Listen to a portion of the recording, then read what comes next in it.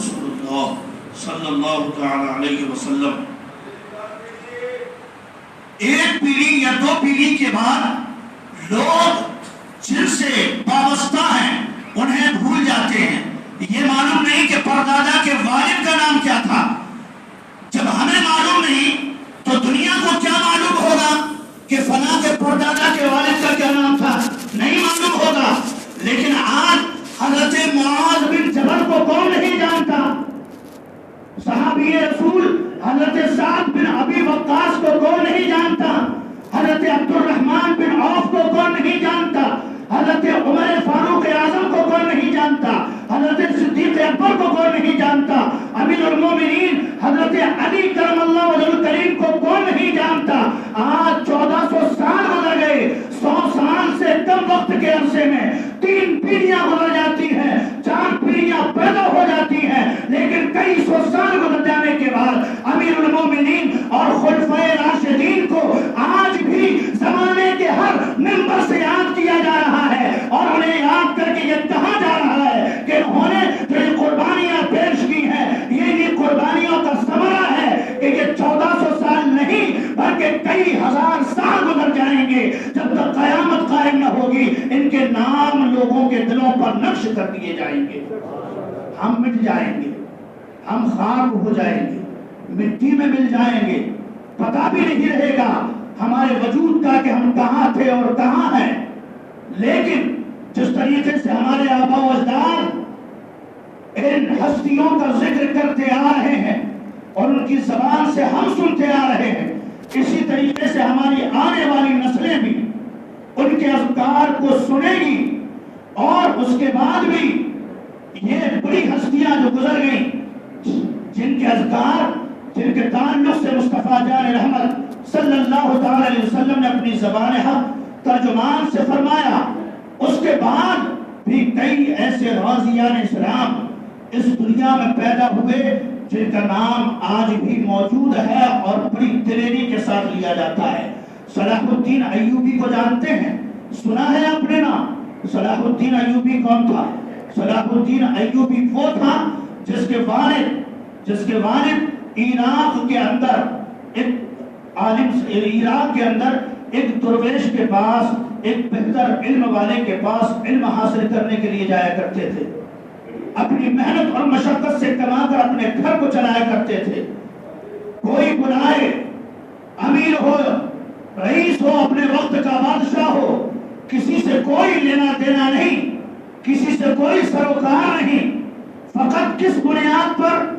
جب ان کے استاد نے ان سے پوچھا کہ تم یہ عمل کسی سے نہ ملتے ہو نہ کسی سے جلتے ہو، صرف اور صرف اللہ کی عبادت میں لگے رہتے ہو، اور روزمرہ کی زندگی جو نبی پاک صلی اللہ علیہ وسلم نے بیان فرمایا اس کے مطابق گزارتے ہو، وجہ کیا ہے؟ کہا کہ میں چاہتا ہوں، صلاح الدین ایوبی کے والد نے کہا میں چاہتا ہوں کہ جب میرے یہاں کوئی اولاد پیدا ہو تو وہ اولاد مصطفیٰ کے دین کی وفادار ہو، مصطفیٰ کے دین پر مر مٹنے والی ہو، مصطفیٰ کے دین پر اپنے آپ کو لٹانے والی ہو۔ اور تاریخ نے دیکھا کہ وہ بیت المقدس، وہ سرزمین فلسطین جہاں آپ ظلم و تشدد کے پہاڑ توڑے جا رہے ہیں، مسجد اقصی پر یہودی قابض ہو رہے ہیں، وہی صلاح الدین ایوبی نے اسی بیت المقدس کو فتح کیا تھا اور اس پر اہل سنت والجماعت اور مصطفیٰ کے عاشقوں کو قابض کیا تھا، اور مصطفیٰ جان رحمت صلی اللہ تعالی علیہ وسلم کے پیغام کو عام کیا تھا۔ کیوں؟ کہ ان کے استاد نے یہ دعا دی تھی، ان کے استاد نے ان کے حق میں یہ دعا کی تھی کہ جب تم اتنی پرہیزگاری اور اللہ کے دین سے اتنی محبت اور اتنی اخوت رکھتے ہو تو اللہ تعالیٰ تمہاری آنے والی نسلوں سے وہ کام لے گا کہ یہ دنیا ختم ہو جائے گی، قیامت کی صبح نمودار ہو جائے گی، لیکن تیری نسل کا نام اس وقت تک باقی رہے گا۔ تو صلاح الدین ایوبی کوئی یہ نام نہیں ہے کہ آج ہم اور آپ اس کو یاد کر رہے ہیں، ہم اس کا نام لے رہے ہیں، ارے ہم ختم ہو جائیں گے، ہماری نسلیں ختم ہو جائیں گی، لیکن صلاح الدین ایوبی کا نام لیا جاتا رہے گا، وجہ کیا ہے کہ وہ بیت المقدس جہاں انبیاء نے اپنی پیشانی کو جھکایا، وہ بیت المقدس جہاں جو قبلہ اول ہے، اس بیت المقدس کو فتح صلاح الدین ایوبی نے اپنی سرپرستی میں کیا تھا۔ درود پاک پڑھی، اللہم صلی علی سیدنا و مولانا محمد کما تحب و ترضی بان تصلی علیہ۔ میں عرض کر رہا تھا کہ ہمیں کرنی ہے شہنشاہ بطحا کی رضا جوئی، ہمیں کرنی ہے شہنشاہ بطحا کی رضا جوئی۔ وہ اپنے ہو گئے تو رحمت پروردگار اپنی، وہ اپنے ہو گئے تو رحمت پروردگار اپنی۔ ہم اور عام اس شعر کو بخوبی سمجھ سکتے ہیں کہ شہنشاہ بطحا کی رضا جوئی کن کاموں میں ہے۔ شہنشاہ بطحا جناب محمد رسول اللہ صلی اللہ تعالی علیہ وسلم کی رضا جوئی کس کام میں ہے اور ہمیں کیا کام کرنا ہے، اور دور حاضرہ میں ہم کن کاموں کو کر رہے ہیں۔ ضرورت اس بات کی ہے کہ ہم اور آپ کم از کم اپنے معیار کو سمجھیں، اپنے وقار کو سمجھیں۔ رسول پاک صلی اللہ تعالی علیہ وسلم نے ارشاد فرمایا، حدیث پاک ہے، آنے والا وقت قیامت کے نزدیک ایک زمانہ ایسا بھی آئے گا کہ ایمان پر ڈٹے رہنا اور ایمان پر پختگی کے ساتھ چلنا گویا جلتے ہوئے شعلوں کے اوپر چلنا ہے، جلتے ہوئے شعلوں کے اوپر چلنا ہے۔ یہ رسول پاک صلی اللہ تعالی علیہ وسلم نے فرمایا۔ لیکن کوئی یہ نہیں کہہ سکتا اس دور پرفتن میں کہ ہمیں انگاروں پر چلنا پڑ رہا ہے یا شعلوں پر چلنا پڑ رہا ہے۔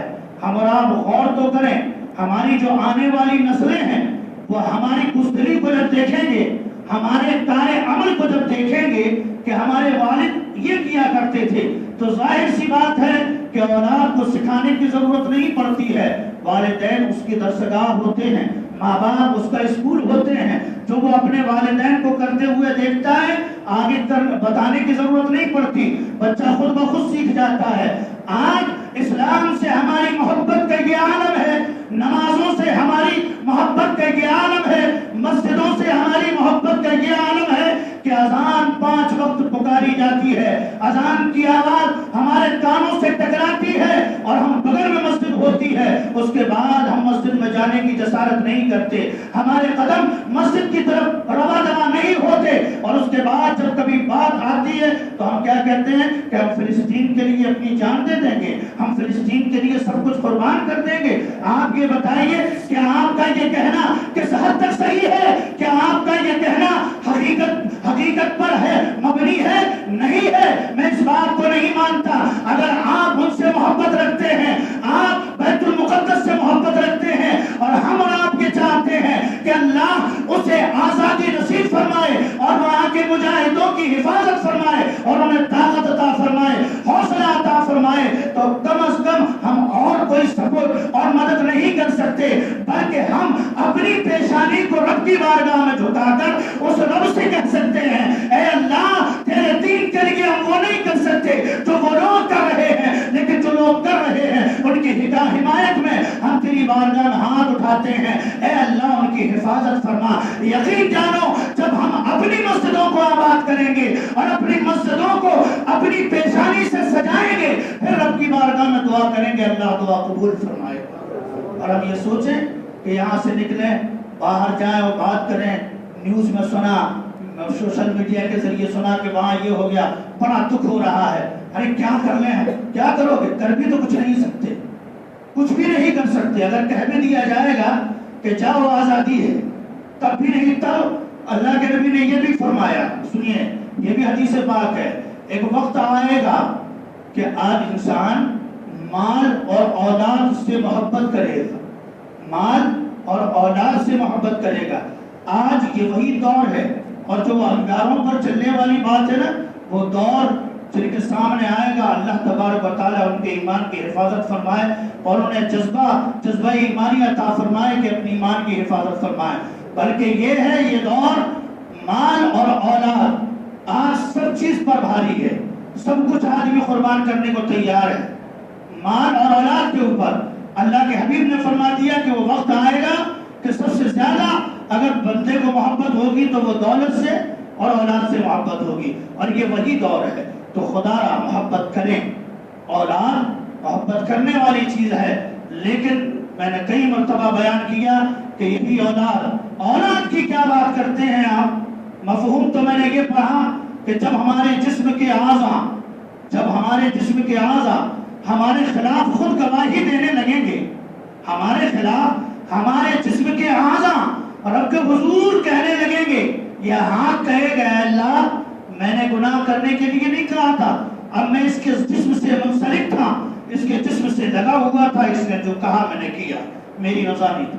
پیر کہیں گے میں نے غلط جانے کے لیے نہیں کہا تھا، جسم سے منسلک تھا، جانا پڑا۔ تو یہ جسم کے اعضاء اولاد کی کیا بات کرتے ہیں؟ رسول پاک صلی اللہ تعالی علیہ وسلم نے فرمایا، حضور غوث اعظم رضی اللہ تعالیٰ عنہ کا بڑا پیارا فرمان ہے، آپ نے فرمایا اے انسان غفلت کی نیند سے بیدار ہو جا، اس لیے کہ جس مال اور دولت کو تو کمانے میں مستغرق ہے، کمانے میں کھو گیا ہے، یہ وہی مال ہے جسے تو اکٹھا کرے گا، بنائے گا تو، سجائے گا تو، رہے گا کوئی اور کل جب حساب ہوگا تو تجھ سے لیا جائے گا۔ بنائے گا تو، سجائے گا تو، ایک ایک اینٹ تو لگائے گا، میری اولاد کے لیے آرام ہو جائے، ایک ایک اینٹ لگائے گا، کہاں سے لایا اس کا بھی حساب دینا پڑے گا، کیسے لایا اس کا بھی حساب دینا پڑے گا، اور وہ اس اولاد کو بھی دینا پڑے گا جس کی محبت میں حرام کو حرام نہیں سمجھا، حلال کو حلال نہیں سمجھا۔ ڈبل بنانا ہے، 3 منزل بنانا ہے، اچھا محل بنانا ہے اور آپ کی زندگی اچھی گزر جائے، وہ اولاد سے حساب نہیں ہوگا، حساب تجھ سے ہوگا، کیونکہ بنایا تو نے ہے، اور تو رہے گا نہیں، اولاد رہے گی، کوئی اور رہے گا، حساب ہم کو دینا ہوگا۔ تو کوشش کریں کہ رب اور رب کے محبوب کی رضا جو یہ حاصل کریں۔ اللہ تعالیٰ سے دعا ہے اللہ تعالیٰ ہم تمام کو عمل کی توفیق عطا فرمائے۔ آپ حضرات کھڑے ہو جائیں، کھڑے ہو کر صفوں کو درست کر لیں، کندھے سے کندھا